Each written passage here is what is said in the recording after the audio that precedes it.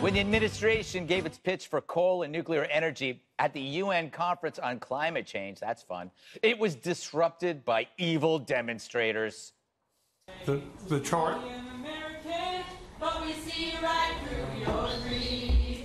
It's killing all across the world for that coal money, and we proudly stand up until you keep it in the ground. The people of the world unite, and we are here to stay. Well, that's as catchy as headlights. Not as enjoyable. And as surprising as the gas you get after eating a taco supreme. But trying to speak common sense to the UN is like trying to speak Chinese to a table lamp. And anything positive you say is going to get booed. The UN prefers dictators and socialism. If you want the UN to cheer you, promote failure and death. Their hatred for industries, be it nuclear or coal, is embedded in their hatred, ultimately, for capitalism. Even as we rid the world of its truly worst threat, which is ISIS, they still hate us for trying. But what can you expect from these climate deniers? That's what these protesters are, climate deniers. They refuse to believe the climate has changed. One, to sober analysis and fact. Here's what they deny: that coal would save millions of lives in poor countries by replacing the toxic, impure fuels they use. And that the Paris Accords was a terrible deal that would have also cost lives. You want to spend $100 trillion to capture a fraction of a degree Celsius? Research shows that less than half that cash could rid the world of poverty, hunger, disease, and pollution.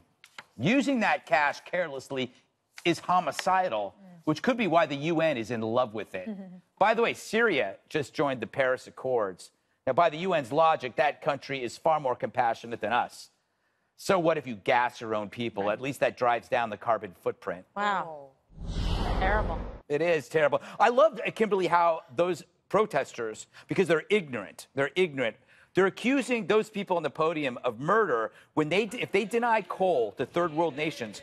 2 to 3 million, according to the Copenhagen Consensus, 2.8 billion people use mostly wood and dung to cook and keep warm. That kills 2.8 million people each year from indoor air pollution. If you replace that with coal, you would save 3 million people's lives.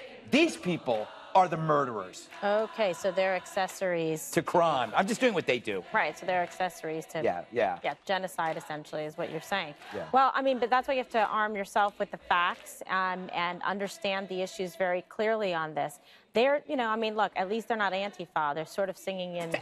That's true. I mean, I'm trying to be positive. They're not wearing masks or like weird outfits or like stabbing, you know, horses or whatever. But nevertheless, they're trying to unite and be expressive about an issue that they care about, but perhaps they're not as fully informed as they could be. This is the problem. So I don't know. They've disrupted this. I like the little bouncing dot. You know, Dana, Bjorn Lomborg, he runs the Copenhagen Consensus Center. They calculate that for $37.5 trillion, you could eradicate poverty, hunger, disease around the world, fix climate change, pollution, all that stuff by 2030. Yes. So if you don't do that and you follow the climate accords, 100 trillion over 1 to 2 trillion a year, you kill those people. It actually makes financial sense. This is a case that President Trump could make pretty persuasively. If he wanted to give a speech about climate change and energy, somebody like him could do what you're saying. But when you were saying that they're the accessory to the murder, like, actually, why doesn't people with common sense actually do that? Because we're nice. We have been too nice for too long. And actually, technological innovation is one of the things that they were talking about there was how you can take, because we're going to deal with coal for a long time, how can you have technological innovation developed here in the United States, address the issue of coal, make it cleaner so that people can have the energy that they need so that we can develop even better, more renewable energies. Juan, why do you hate poor people from third world nations? Well, if you really cared about poor people from third world nations, Mr. Lecturer over here, you would understand that, in fact, in the Paris climate deal, there were concessions made to third world countries to allow them to continue using coal and natural gas. And that it was the United States as a world leader that said, we're going to set an example in terms of cutting back because we want you to cut back as you grow as you get a larger middle class in places like China and Brazil. So that's why we were in the deal, which is now going forward again. Yesterday With we Syria. Yeah. Now that means we're the only country not in the deal. Because we're cool. Oh yeah, that's it. We're awesome. Actually, we're warm because we have coal, right? Good point. Yeah, but I would say this to your point, that you have people over there like Al Gore. I know you don't like Al Gore.